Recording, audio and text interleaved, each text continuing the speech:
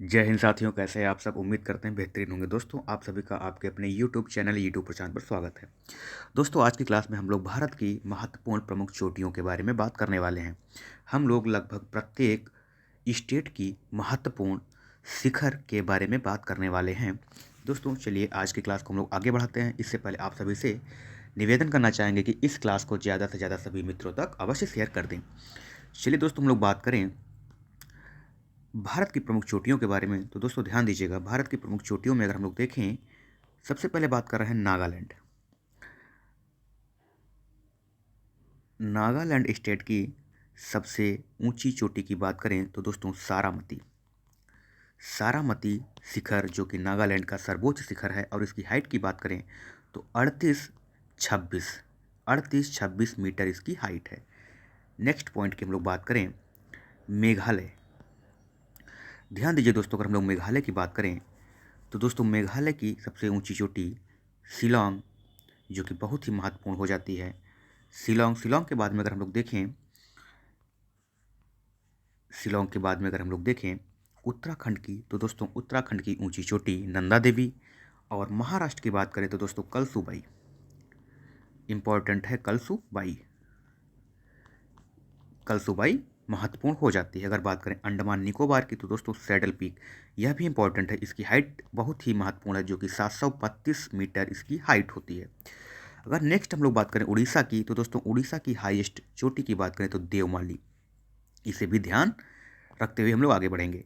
Next class की बात करें दोस्तों सतपुड़ा पर्वत व महादेव पर्वत, इसकी सर्वोच्च ऊंची चोटी की बात करें तो दोस्तों धूपगढ़, जिसकी हाइट 1350 मीटर इसकी हाइट हो जाती है। नेक्स्ट अगर हम लोग बात करें विंध्याचल पर्वत की ऊंची चोटी की बात करें तो दोस्तों विंध्याचल पर्वत की ऊंची चोटी की बात करें तो दोस्तों सद्भावना शिखर, इसकी ऊंची चोटी सद्भावना शिखर हो जाती है। चलिए हम लोग नेक्स्ट अगर हम लोग बात करें मैकाल रेंज की, तो दोस्तों ध्यान दीजिएगा, मैकाल रेंज की हम लोग बात करें तो इसकी हाईएस्ट ऊंची चोटी अमरकंटक, जिसकी हाइट 1065 मीटर होती है। और नेक्स्ट अगर हम लोग बात करें छोटा नागपुर पठार की, तो दोस्तों इसकी हाइट, छोटा नागपुर के पठार में पारसनाथ, जिसकी हाइट 1365 मीटर होती है। नेक्स्ट हम लोग बात करें अरावली पर्वत की, तो दोस्तों इसकी सर्वोच्च शिखर गुरु शिखर, 1722 मीटर इसकी हाइट है। नेक्स्ट अगर हम लोग बात करें पश्चिमी घाट की, तो दोस्तों पश्चिमी घाट की सर्वोच्च ऊंची चोटी अनाईमुड़ी, जिसकी हाइट 2965 मीटर इसकी हाइट हो जाती है। और दोस्तों अगर बात करें पश्चिमी घाट को एक अन्य नाम से भी जानते हैं, जो कि पश्चिमी घाट को सह्याद्री सह्याद्री सह्याद्री के भी नाम से जानते हैं। नेक्स्ट अगर हम लोग बात करें पूर्वी घाट की, तो पूर्वी घाट की सर्वोच्च ऊंची चोटी जिंदागाड़ा है, जिसकी हाइट 1690 मीटर 1690 मीटर। नेक्स्ट अगर हम लोग बात करें नीलगिरी की, नीलगिरी पर्वत की अगर हम लोग ऊंची चोटी की बात करें तो दोस्तों दोदा बेटा, यह कहाँ स्थित है, तमिलनाडु में स्थित है। उसकी हाइट की बात करें तो 2637 मीटर इसकी हाइट हो जाती है। नेक्स्ट अगर हम लोग बात करें कर्नाटक, ध्यान दीजिएगा, अगर हम लोग नेक्स्ट बात करें कर्नाटक, तो कर्नाटक की सबसे ऊंची चोटी जो कि मुल्लेनगिरी है, और यह कर्नाटक में स्थित है। इसकी ऊंची चोटी मुल्लेनगिरी है। त्रिपुरा की बात करें तो दोस्तों थाईदौर, ध्यान दीजिएगा, त्रिपुरा की ऊंची चोटी थाईदौर है। इसे ध्यान रखते हुए आप आगे बढ़ेंगे। नेक्स्ट अगर हम लोग बात करें दक्षिण भारत, ध्यान दीजिएगा, महत्वपूर्ण पॉइंट है। दक्षिण भारत या प्रायद्वीपीय भारत की सबसे ऊंची चोटी की बात की जाए तो दोस्तों अनाईमुडी। दक्षिण भारत या प्रायद्वीपीय भारत, इसकी सबसे ऊंची चोटी अनाईमुड़ी हो जाती है, जिसकी हाइट की बात करें तो दोस्तों 2695 मीटर इसकी हाइट हो जाती है। नेक्स्ट पॉइंट की बात करें दोस्तों अनाई हिल्स, अनाई हिल्स की बात करें तो दोस्तों अनाई हिल्स की भी ऊंची चोटी कौन है, अनाई हिल्स की ऊंची चोटी हो जाती है अनाईमुडी, अनाईमुडी हो जाती है। नेक्स्ट हम लोग बात करें हिमालय की सबसे ऊंची चोटी, तो दोस्तों सभी लोग जानते हैं हिमालय की सबसे ऊंची चोटी माउंट एवरेस्ट। इसकी हाइट की बात करें दोस्तों 8848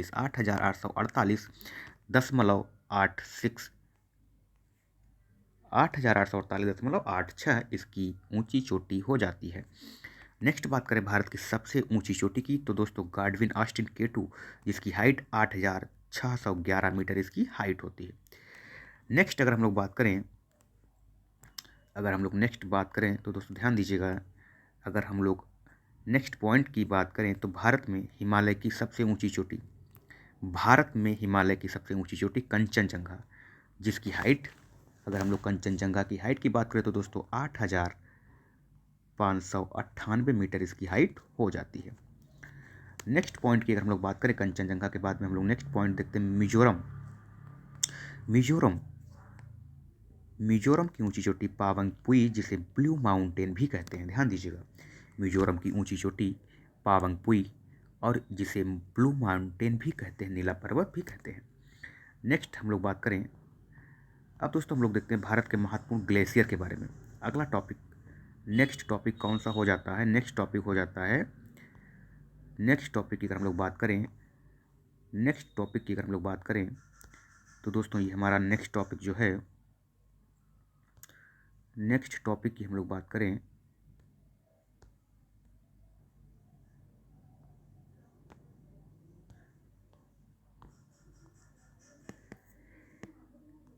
ग्लेशियर। समझिएगा ग्लेशियर क्या होता है। ग्लेशियर का निर्माण कई सालों तक बर्फबारी के जमा होने से ग्लेशियर की एक बड़ी शीट जमा हो जाती है, जिसे हम लोग ग्लेशियर के रूप में जानते हैं, और यही ग्लेशियर पिघलता रहता है धीमी गति से, जिससे नदियों का निर्माण होता है। इन्हें हम लोग ग्लेशियर या हिमनद कहते हैं। अगर हम लोग देखें दुनिया के 10% भाग पर, दुनिया के 10% भाग पर ग्लेशियर स्थित है। कितने भाग पर स्थित है? 10% भाग पर ग्लेशियर स्थित है। और ग्लेशियर सबसे ज़्यादा कहाँ देखने को मिलते हैं? तो दोस्तों ग्लेशियर अंटार्कटिका महाद्वीप, ग्रीनलैंड, कनाडा और हिमाचल की श्रेणियाँ, जो हिमाचल प्रदेश की श्रेणियाँ हैं वहाँ, और आर्कटिक के क्षेत्रों में भी ग्लेशियर पाए जाते हैं।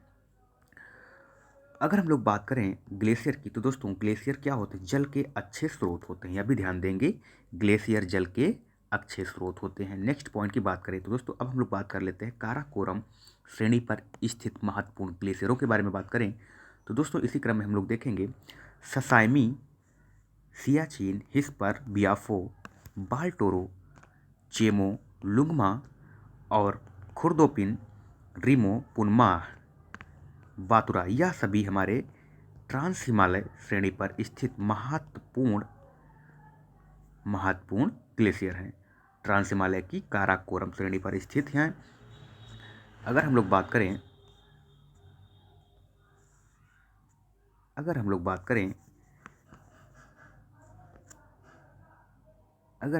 करें सियाचिन तो दोस्तों ध्यान दीजिएगा, सियाचिन यह नुब्रा घाटी के उत्तर में स्थित है। कहाँ स्थित है? नुब्रा घाटी के नॉर्थ साइड में स्थित है, और इसी से नुब्रा नदी का उद्गम होता है। और इसकी हाइट की बात करें तो दोस्तों 76.44 किलोमीटर इसकी लंबाई है। किसकी? सियाचिन की लंबाई, जो कि भारत की सबसे ऊंचाई पर स्थित है। और अगर देखें तो यह सबसे ऊंचा युद्ध स्थल भी है, यही है।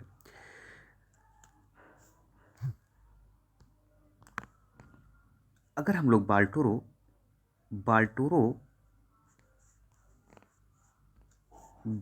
हिमनद के बारे में महत्वपूर्ण तथ्य देखें तो दोस्तों यहाँ से सिगार नदी का उद्गम होता है, और यह भी काराकोरम श्रेणी, जो कि ट्रांस हिमालय की सबसे उत्तरी श्रेणी है, यहाँ पर बाल्टोरो हिमनद से सिगार नदी का उद्गम होता है।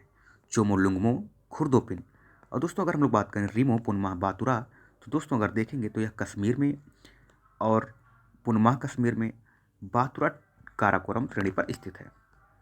इतनी बात समझते हुए चलेंगे।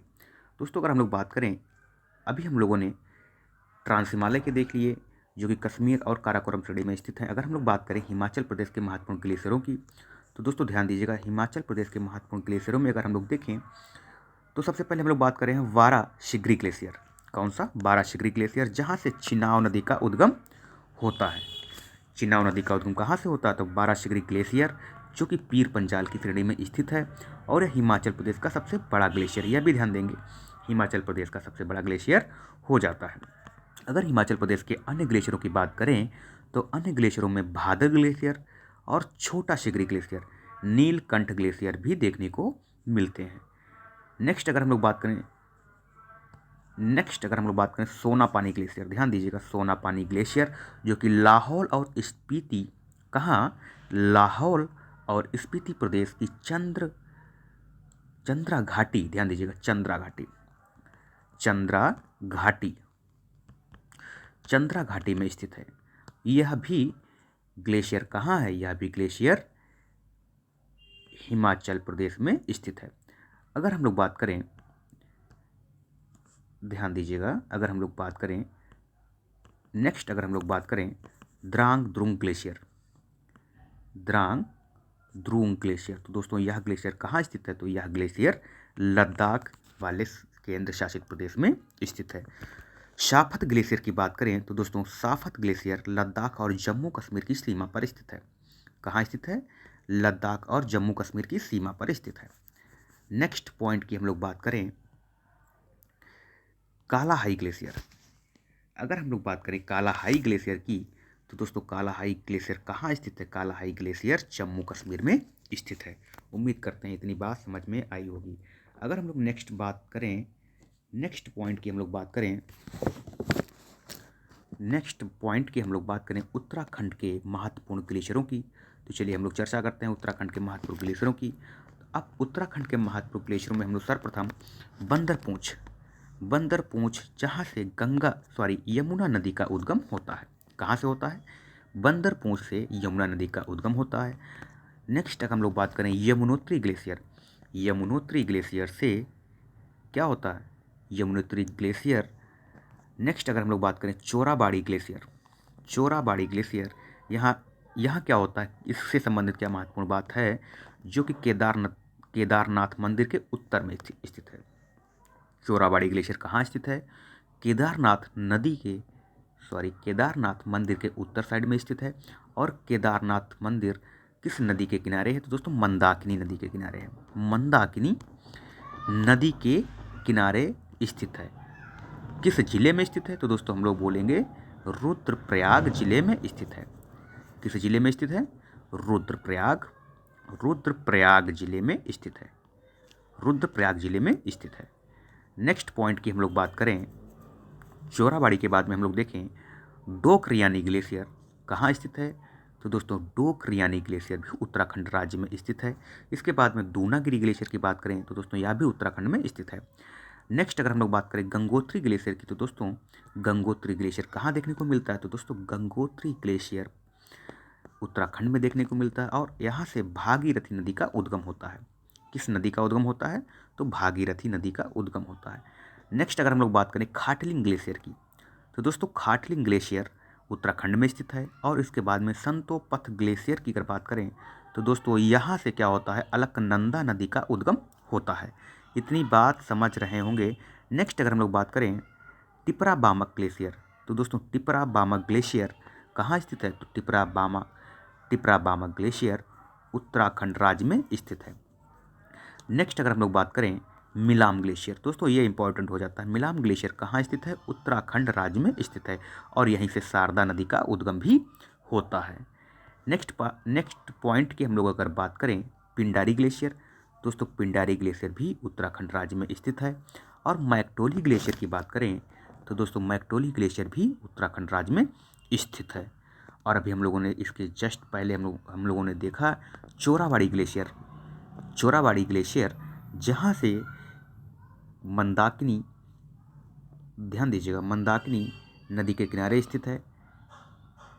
केदारनाथ ग्लेशियर मंदाकिनी नदी, केदारनाथ मंदिर मंदाकिनी नदी के किनारे स्थित है। कहाँ स्थित है? रुद्रप्रयाग में, और यहीं से मंदाकिनी नदी का उद्गम होता है।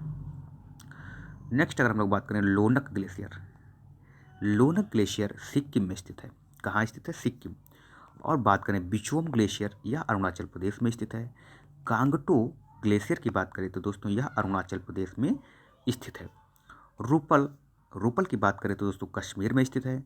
कंचनजंगा यह नेपाल और सिक्किम की सीमा पर स्थित है।